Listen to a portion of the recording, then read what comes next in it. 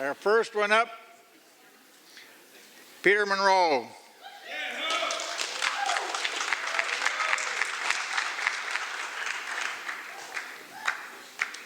Dave said I'm supposed to introduce myself. Who I am and what I do really doesn't matter. And if I wrote the poems right, you'll figure it out. This is called A Fisheries Scientist Encounters Seabird Eye Feathers as Exact as Mascara. The Lyon albatross is kind of hot. Even the boy birds are sexy, which I guess isn't saying a lot, since from latitude 60 all the way down to at least 20-aught, the boys and the girls are vexingly hard to tell one from the other. Only biologists bother. All right, these albatross also bother. When they reach the Isle of Lyon and cluck mating clucks one to another, dancing ancient rituals emblazoned under the tropical sun, taut feathered with lust, waltzing to get wings on the fairer sex, whichever that is, they care who's a her, who's a his. A come fuck me black, hot enough to drive entire priesthoods to schism, darkens the eyes of each sex. Yet they thrive without sexual dimorphism. Husbands deliver to albatross wives dollops of albatross jism, targeting exactly, rarely wrong, and I have been at sea for far too long.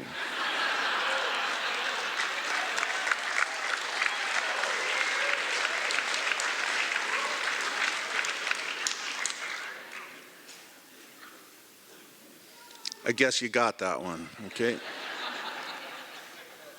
Love poem from the Aleutians. Today, I watched two Dall's porpoises time their blows, bursting exactly from the face of each wave, arching together into air for an instant. 2 decks up in the pilot house, I could see the white patch on their black sides clearly, and the rapid fanning of flukes. Such speed. They live their entire lives in motion. Such timing. 2 breaths taken at once in the flash into atmosphere. What do such sleek animals know of dying? I do not know how deep their dives into the Bering Sea. For them, the icy blackness must be a comfort, a known place. So far away from you, I cannot time my blows to yours. I cannot arch my back with yours, dive beside your sleek side, touch in the dying time. We are all dying. I remember it. I know the icy blackness. If you come back up for air, I will breathe with you.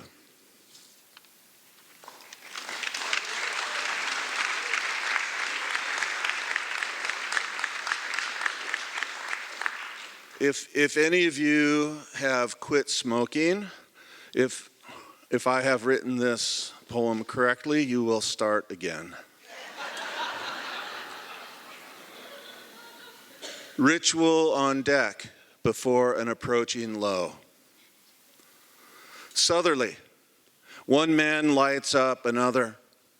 Hand upon hand, their hands shielding the flame flickered small in the wind. They bow together over the lighter. Their skins are the same skin where their hands touch. They touch the wind, one glove doffed and tucked under each man's arm. Ice flavors the air as gusts build and bend sea spray to plate steel. The first man drags warmth into his body. The second man tips his own cigarette into the fire sparked alive in his hand. Both sailors' lips purse to receive blessing. Nimbus grows dark.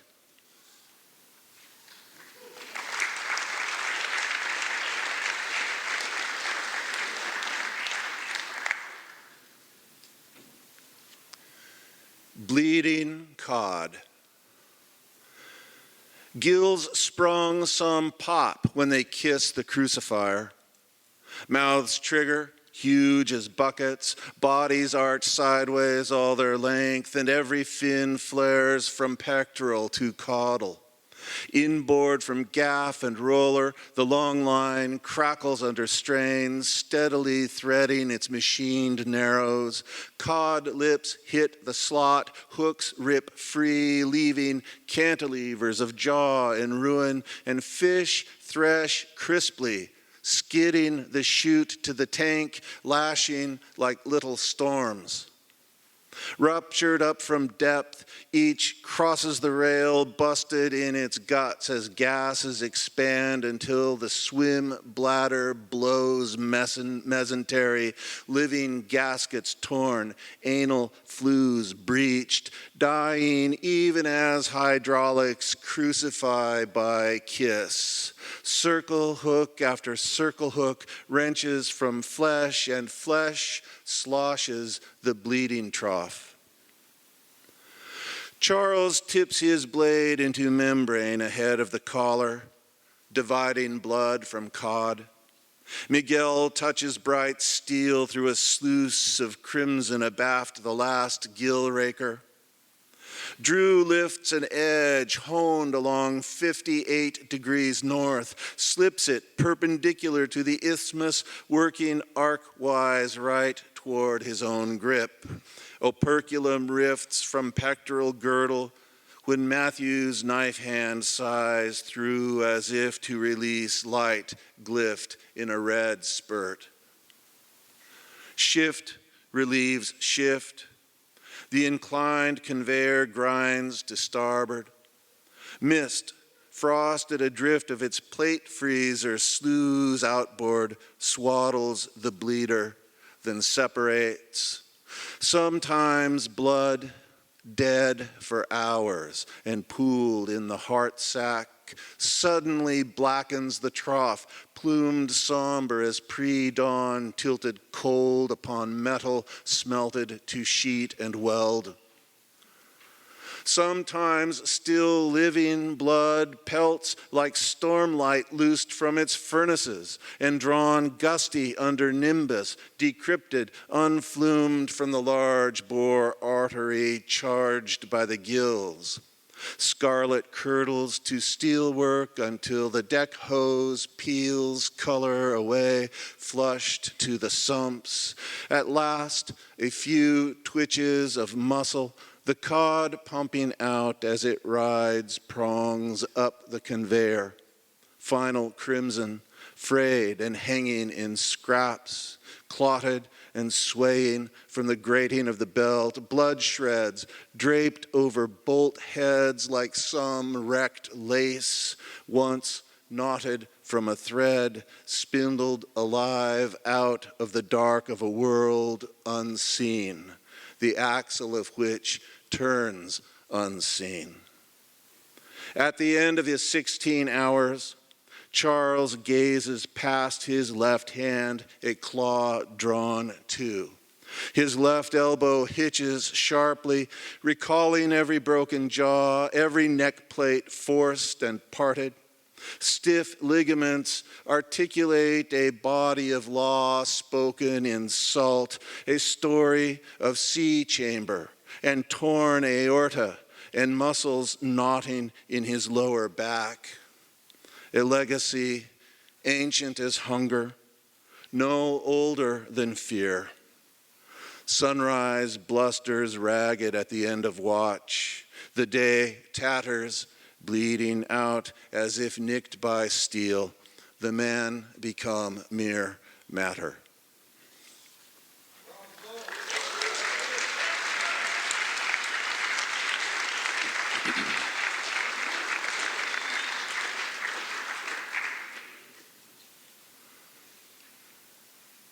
The myth of Herman Kitka. I know a Tlingit ancient in his bones. When he kills with grace, speaking thanks to salmon dying in his seine. He hones his prayer on net, twine, and hydraulics, yanks knots tight to mend web, hard as little stones. I know a Tlingit ancient in his bones. I do not know all killing in the world. I do not know the beast that preys on hope. I've seen a killer, his fingers curled to a net needle. His meshes are tropes on fins and scales when his power block groans. I know a Tlingit ancient in my bones. His silence fills with fish. Their gills speak blood. The language of dying has no meter. I know a Tlingit whose boat slowly scuds the fjords with thanks. He listens to water. He tells me water. Tells me I am known. I love a Tlingit ancient in my bones. I do not know the dark ground where hope schools. I've dragged my trawl in hundreds of fathoms for knowledge. I've killed fish bright as jewels. I've danced wild upon the ocean's rhythms. The beast that preys on hope hungers alone. I love a Tlingit hunting through my bones.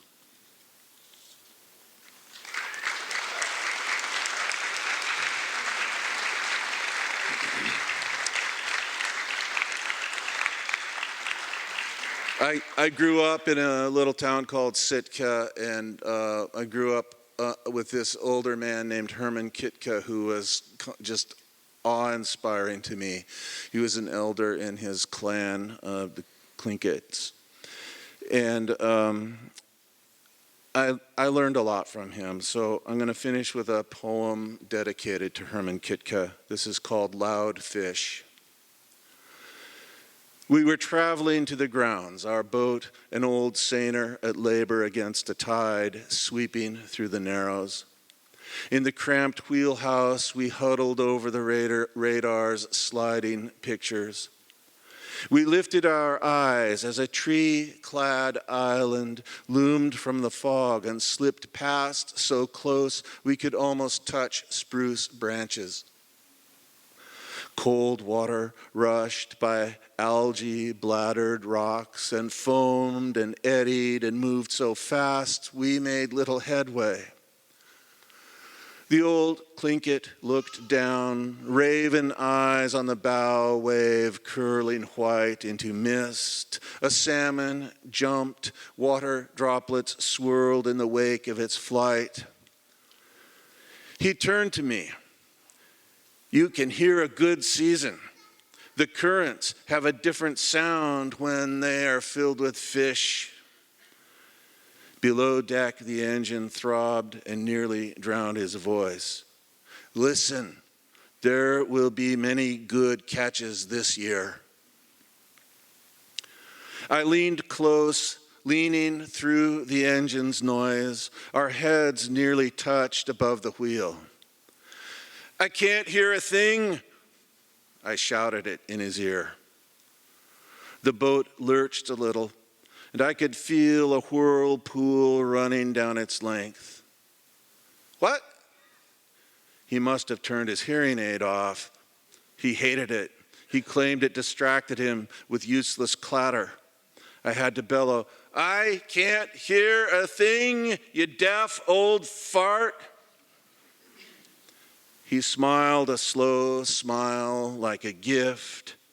Just listen. This current can barely fit in its channel. It's so full of salmon. Feel them bumping the keel of our vessel.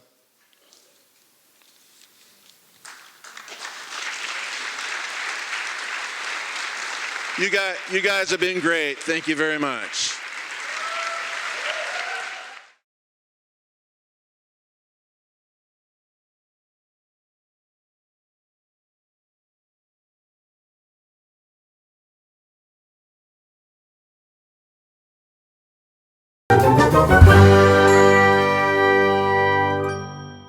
Who do we have here?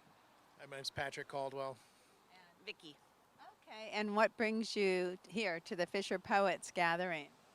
So we heard about it, I don't know, 10 years ago or so, and finally decided to come last year and had a great time and decided to come back. Yeah, we last year we checked out some sea shanties and some knot tying classes and heard a lot of really great poetry, and I was really surprised at the quality of the presentations. I was expecting fishermen not to be quite so talented at poetry as they were, so it was really cool. Where are you both from? Carson, Washington. Did you come here just for this event? We did. Is there any highlights? So far, we heard the shanty singing again this morning, and that was good. Yeah, and Tom, we heard him last year. It was really cool. And Shanghai on the Willamette is a musical group. No, and we used to live in Hillsborough, and they performed there all the time. And our kids haven't seen them in 20 years, and they're coming out for this as well. They're going to join us tonight to hear them. Good. So it's a family affair. Yes. All right. Well, thank you so much for taking your time. Enjoy.